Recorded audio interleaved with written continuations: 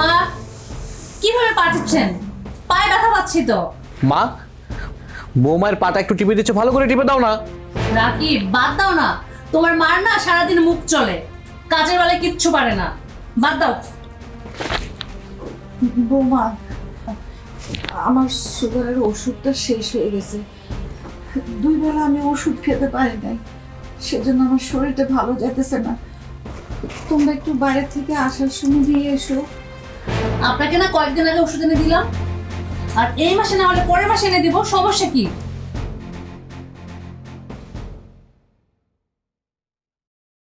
বাবা, ঘরে তো বাজার সদাই কিচ্ছু নাই, আমাকে একটু বাজার করে না দিলে তো আমি দুপুরবেলা রান্না করতে পারবো না বাবা।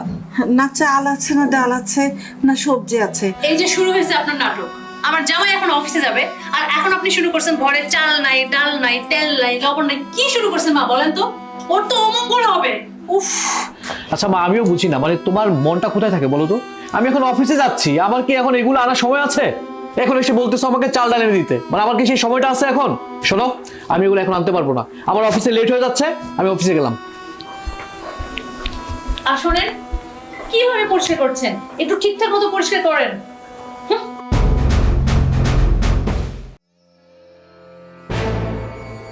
বা শোনো, আমরা বাইরে যাচ্ছি, রেস্টুরেন্টে খেয়ে নেবো, ঠিক আছে? আর বাসাটার দিকে খেয়াল রেখো। বাবা, কি বলো? ওই যে ঘরে ন্যাকামি করতেছো, ঘরে কি মানে খাবার দাবার কিছু নেই? এই তো খেয়ে নিও তুমি কিছু একটা রান্না করে।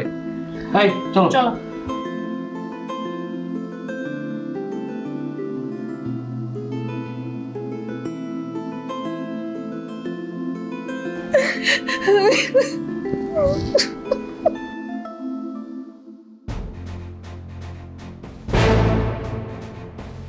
রনি, তুমি এখানে কোনো জরুরি কাজে আসছো? মাকে নিতে এসছি। কি ব্যাপার, মাকে নিয়ে যাবে? আর মাকে নিয়ে যাওয়ার তো এখন কোনো প্ল্যানিংই নাই। মা, রনি সব কি বলছে? মানে তুমি যদি বাসা থেকে চলে যাও তাহলে বাসার কাজগুলো কি করবে? তুমি তো জানো যে আমি সারাদিন অফিসে থাকি, ও বাসায় একা থাকে, মানে আমি তো কিছুই বুঝতেছি না। ভাইয়া চুপ থাকো তুমি। কি নাটক শুরু করেছো তুমি? কি নাটক শুরু করেছো তুমি?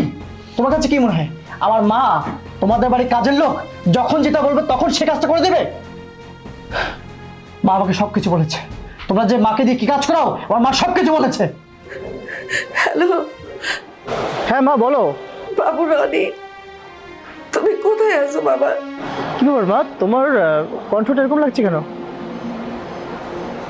কি হয়েছে বলো তো? বাবা রে, আমি আর তোর ভাইয়ের বাসায় থাকতে পারবো না।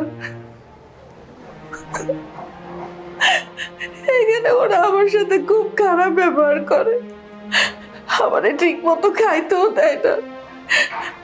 এই যে আজকে ঘরে কোনো খাবার নাই, অথচ তোর ভাই ওর বড়ে দিয়ে চাইনিজ খাইতে চলে গেল। আমারে দিয়ে ঘরের সব কাজ করায়, রান্না বান্না, কাপড় ধোয়া, এমনকি ওর বোর পা পর্যন্ত টিপায় বাবা। আমি এই অপমান আর সহ্য করতে পারতেছি না বাবা, তুই আমারে এসে নিয়ে যা, আমি আর থাকতে পারতেছি না বাবা। আচ্ছা ঠিক আছে, ঠিক আছে মা, হ্যাঁ হ্যাঁ আমি আসবো, হ্যাঁ রাখছি। বাড়িটা খালি করো। রনি, কি বললে তুমি? তুমি যেটা শুনেছো সেটাই বলেছি ভাবি। মা চলো। মা, তুমি যদি এভাবে আমাদেরকে ছেড়ে চলে যাও, বাড়ি বিক্রি করে দাও, আমরা কোথায় থাকবো? চুপ কর, তোর মতো কুলাঙ্গার সন্তান আমার থাকা চাইতে না থাকা ভালো। আরে আমার নিজেরই তো লজ্জা লাগছে এখন, তোকে আমি 10 মাস 10 দিন পেটে ধরে তুই আমার সাথে এই অত্যাচারগুলি করেছিস। হ্যাঁ, আরে তুই তো ভুলেই গিয়েছিস যে আমি তোর মা। একটা কাজের লোকের সাথেও মানুষ এত দুর্ব্যবহার করে না। কি এমন চেয়েছিলাম? আমি শুধু চেয়েছিলাম যে তোর মা হয়ে তোর পাশে থেকে তোকে একটু দেখাশোনা করব, যাতে তুই ভালো থাকিস। অথচ তুই তুই তো তোর বউর গোলাম হয়ে গিয়েছিস। তোর বউকে নিয়ে তুই বাইরে খেতে যাস, অথচ এটা চিন্তা করিস না যে মা কি খাবে। তুই আমাকে তোর বউর পা টিপাস, অথচ একবারও এটা বলিস না যে মাকে দিয়ে কেন তুমি পা টিপাচ্ছ। কেন রে? আমি কি তোদের বাসার চাকর হয়ে এখানে আসছি? আমি আজকের পর থেকে আর তোর মুখ দেখতে চাই না। চল। মা চলো।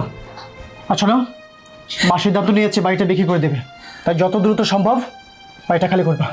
চলো মা, এসো। কথা শোনো মা। মা।